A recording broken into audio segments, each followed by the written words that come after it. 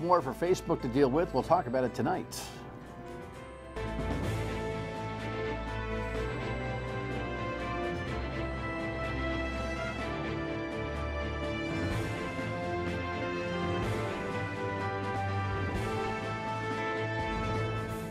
The Dan Yorke State of Mind program is brought to you in part by Lookout Rhode Island and Takeo Comfort Solutions. So not a handful of days ago, Facebook stock went and everyone was, oh, what's going on here? Tonight we will examine a little bit of what the investment advice on this may be, but more about the platform, what's happening with it, how does it protect itself, what things you should know about it. You know, is it a utility? What is it? What's Congress going to do about it? What's Zuckerberg going to do about it? I mean, there's so many questions on the table. And is Russia in the middle of their technical undies? Again, glad to have you aboard on a Friday night. We kind of set aside a particular subject matter and spread our wings on it a little bit. And we record these shows on Thursday afternoon, so if all heck breaks loose before a Friday show, know that we'll catch up on Monday. But we've got some terrific expertise here on the issue of Facebook, social media, and the like. And so I'm really glad to have Brian Lamoureux back. He's a professor of social media law at Providence College. You know, works in the field and is really, really smart about this kind of stuff. Here's the latest reporting out of the network on the trials and tribulations of tough news for Facebook, goes backwards to the hearings and what they might be dealing with Russian meddling.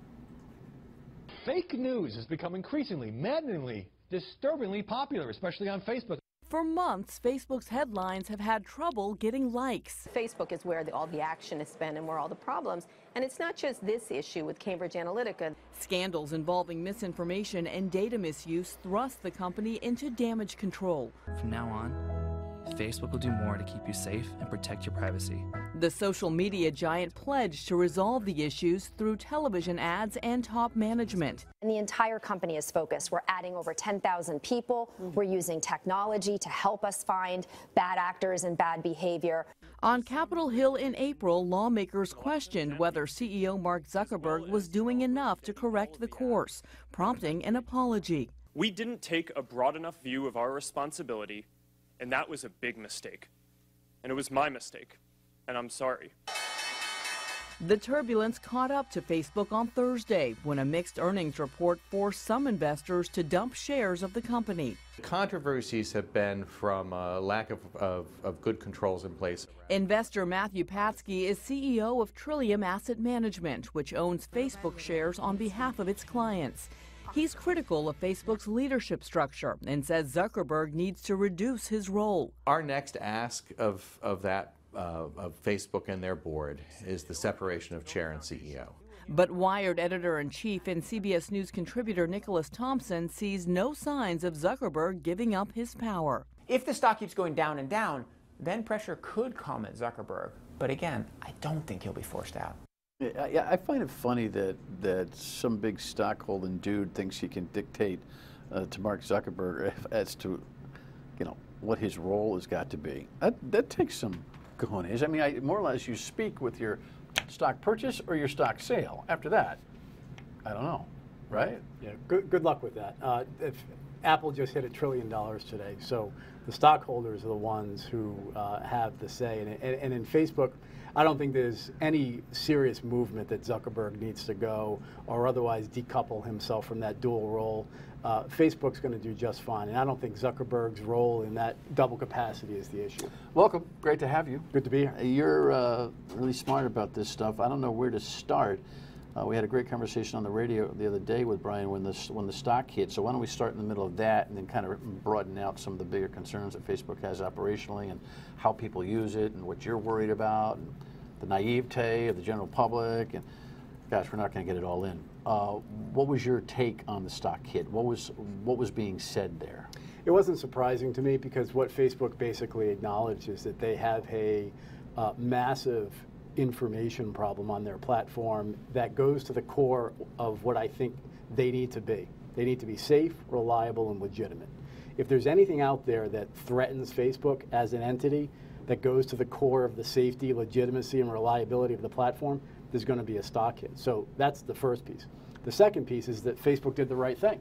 They said, we have this problem, and we're going to throw assets at it, and we're going to throw 10,000 people at it to look at content with human eyes and make a determination. That's expensive. So the minute you start hearing that Facebook's going to start looking at content, removing content, regulating content, they're no longer a platform anymore where people can just go and say stuff. They're starting to become a content manager and creator themselves, which is, I think, the long-term horizon issue we're going to have to deal with. People like you are able to make those definitions, identify what it is now, well, what it started as, what it became, what it is now, and what it could be. I'm not so sure the general public has that skill set. Is there a disparity between what Facebook has become for real and what its users know it to be?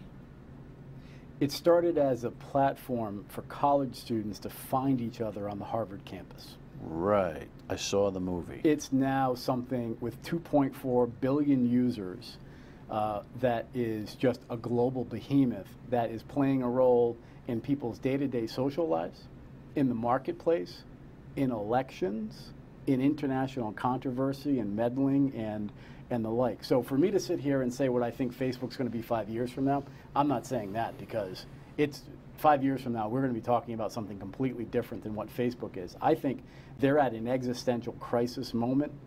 You saw it on Zuckerberg's face in front of Congress.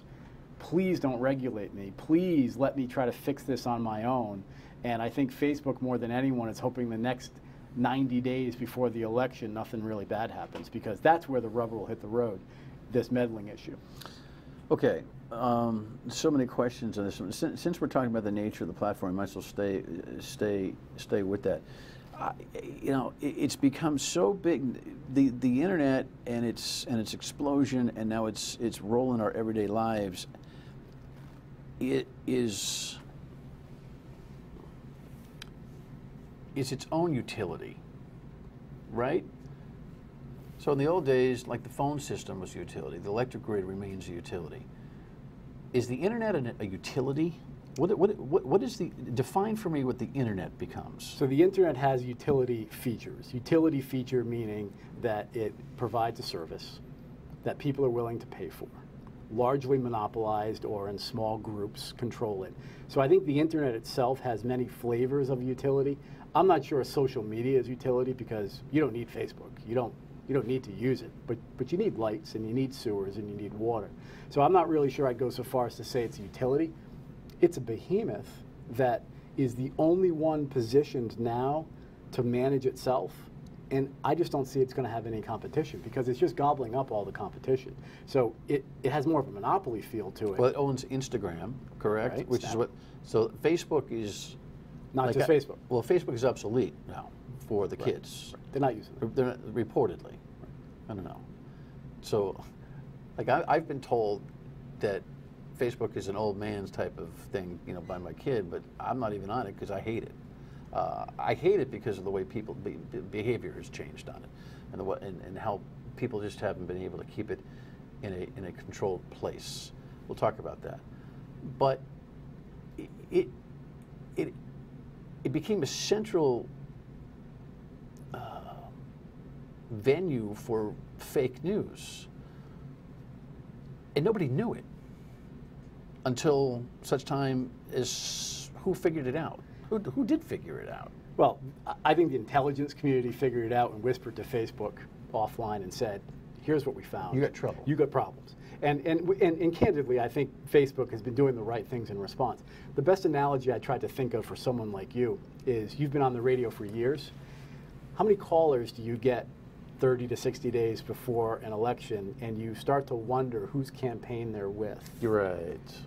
Right? You know that feeling. I know it instinctively. Correct. That is happening on Facebook with fake events, and it's unbelievable to me that international officious intermeddlers are creating fake events at which real Americans are showing up at. That's what's unbelievable to me, and just comical, that they've created these fake events with dates and times and locations, and then real people started showing up. Is it still fake then, or is it now real? What do you make of the latest admission by Zuckerberg that he's got another Russian, or may have another Russian problem here? After all, all the hearings and everything else, he goes in and does another audit, so to speak, and says, hey, we've got pages that we got to get rid of. We may have the Russians still playing with us here. Yeah, so they discovered 32 accounts that, in the grand scheme of things, is a drop in the bucket. But they at least came out and said, we've identified what they're calling, and it's a great phrase, coordinated inauthentic behavior. That's a great term to mean people who are trying to mess with our elections, and they're really bad people. That's really what they mean. And Zuckerberg, I think, had no choice but to act and to put it out there, because you don't want to be putting this out late October, right? Imagine the flurry of disaster we'd have on our hands with Facebook saying, Is hey, it enough of a fair warning to the consuming public that this time around, this election season, you really you don't have to believe everything you read? I think it helps. I think it's better than October. I think the phrase that I think we're going to start hearing now is, well, that's a fake event, right? We get fake news, so now there's going to be a protest out there that hundreds or thousands of people go to, and whoever the target of that protest is going to say, well, that was a fake event. I wonder who organized that. I'd like to look into who organized that. And it's going to just cast legitimacy on social activity, illegitimacy. All right, when we come back, by the way, the expert on social media doesn't have a personal Facebook account anymore.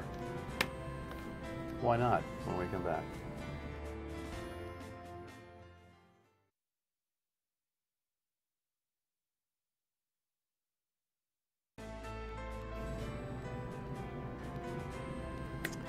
I don't know, this kid is pretty sharp. It's amazing in America the opportunities that you have if you're really, really, really a disruptor and you're a genius and all those kind of things.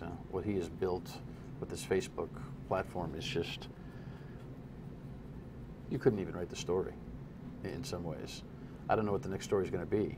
Do you have an idea as to what the next story is going to be in this world, or is he, kind of off of your commentary in the last segment, is he just going to own the whole space? I think the next big story for Facebook and Mark Zuckerberg is the survival story. How is it that they have a system with 2.5 billion users which is being used to intermeddle in the crown jewel of democracy in the world?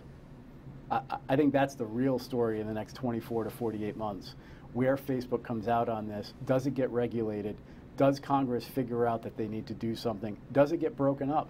I think that's just too early to tell. We don't seem to have, other than the intel agencies doing their, for lack of a better term, normal and sundry work, we don't have any cyber expertise that is focused. We don't have the cyber czar anymore within the Trump administration. I don't know if you want to comment on the politics of this, but his defensiveness, I think, has gone a long way to perpetuate no progress in getting those answers. Yeah, we're not playing much offense in trying to figure out these issues. We're playing a lot of defense and a lot of wait and see and hope it doesn't happen. That seems to be the general national strategy on cybersecurity. Well, they always taught me when I played football as a younger kid that if you close your eyes and wait to get hit, that's when you get hurt. Yeah, you got to be offensive. You got to be moving. You got to be ready. And granted, the intelligence community is doing a lot of things we don't know. So trust me, I'm sure that there are people watching this going, if you only knew, Lamoureux, what we're doing. And I respect that. But from a vocal bully pulpit perspective, it doesn't seem very forward.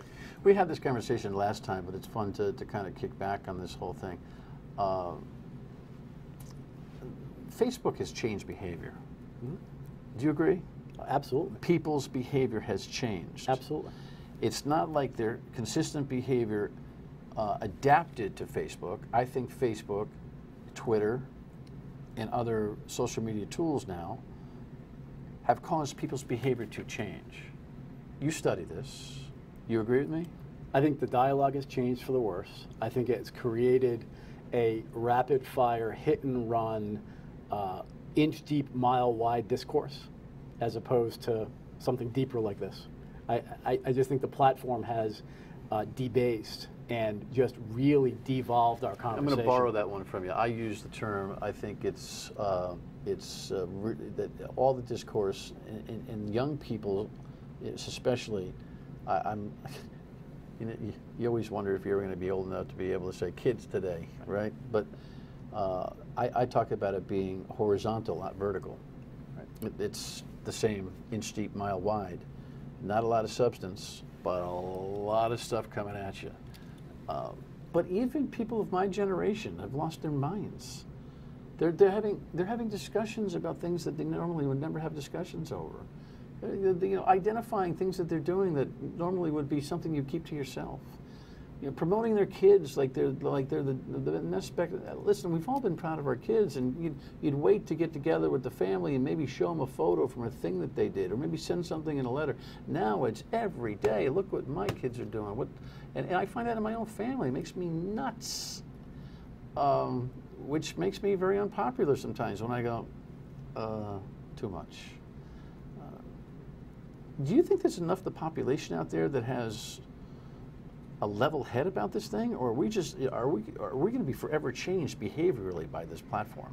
I think we are conditioning ourselves in a very poor way in how we're communicating, and the only hope that I have, and I'm starting to see it, we're starting to see the science on this. We're starting to see the research. Addictive results, correct? The Journal of the American Medical Association came out last month with a study suggesting that 15 and 16-year-olds will develop ADHD symptoms with too much screen time. Not saying they'll develop ADHD, they're very careful, but they are starting to see the marker behaviors of ADHD tied to screen time.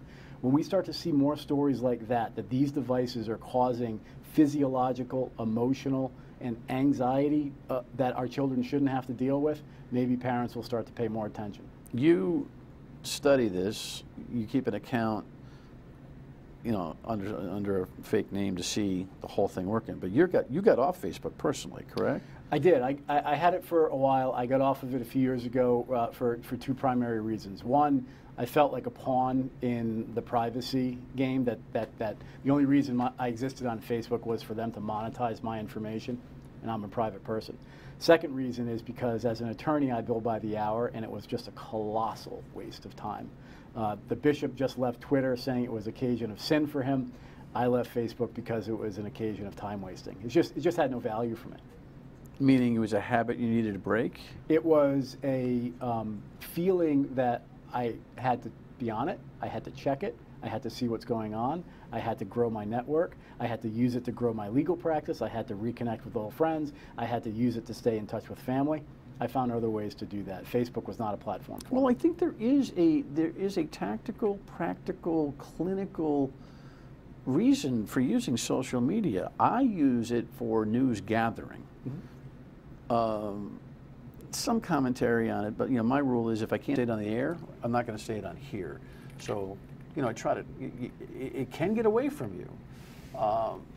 But even for your law practice, I mean, the digital marketing is a real strategy. Why couldn't you change other behavior to keep the digital strategy for marketing in place? Or is it just all comes together and you just can't? I weighed that.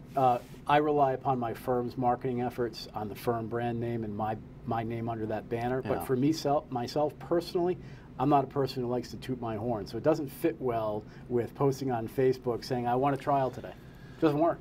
Well, there's a lot of people that normally wouldn't be tooting their horns. They're now tooting. Do they realize that they're tooting when normally they're not disposed to toot? I don't know who's studying this. Right. Who's doing the toot study? Yeah, there's a changing, I call it the lack of filter. The filter that we have as humans, I think gets eroded on social media. We feel this is appropriate. This is necessary. People need to see what I'm eating. People need to see that I'm at the concert. I need to record the entire concert and watch it through my lens without looking at the concert. This behavior is just, I find stunning as a person who researches it, and I find it troubling. Yeah, I have been at events, Brian. So I've been at events that I'm just kind of enjoying, and I look around and everyone is recording what they're. You can tell somebody about it.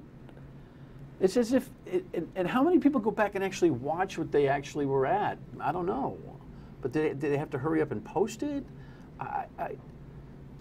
There's an insecurity. I think it roots from insecurity. And listen, that was already there, or that was created? I think worsened by seeing what other people are doing.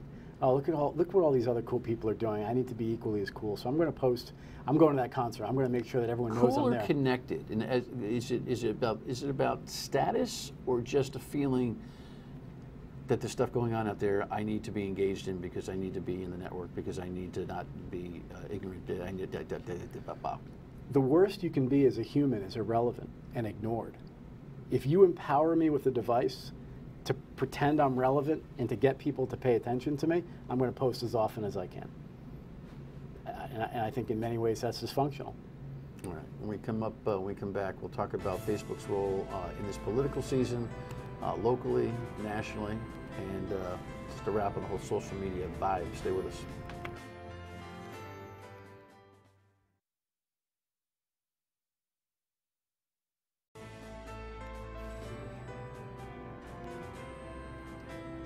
So don't forget, Twitter also had a stock drop.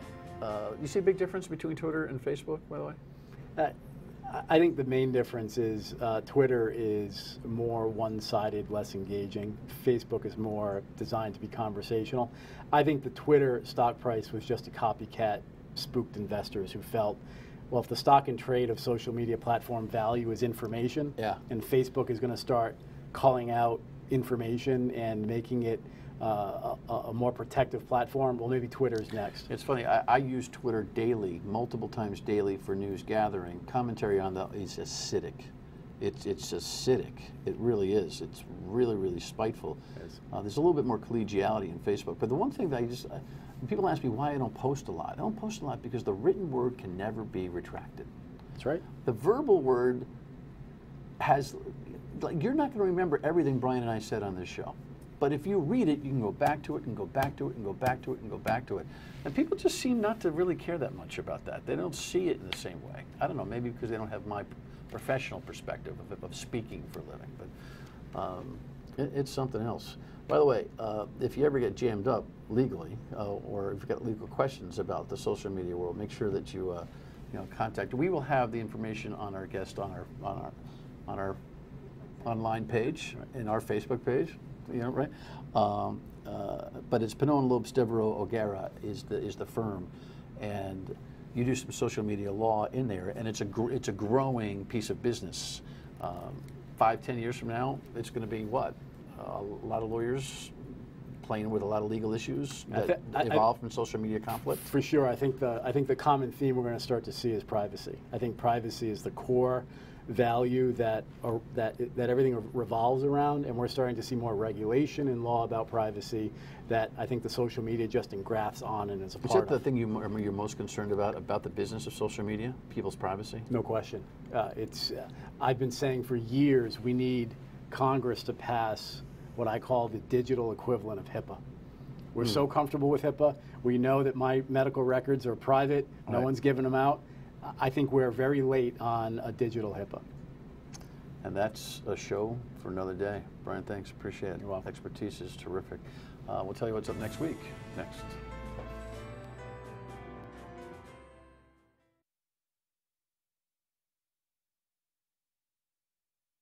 Looks like we'll have the candidates start to roll in next week as we get closer and closer to at least the primary season.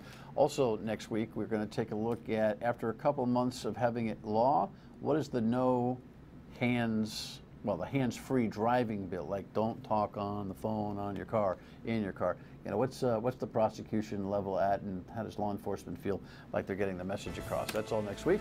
You have a great weekend. So much appreciate you watching. Good night.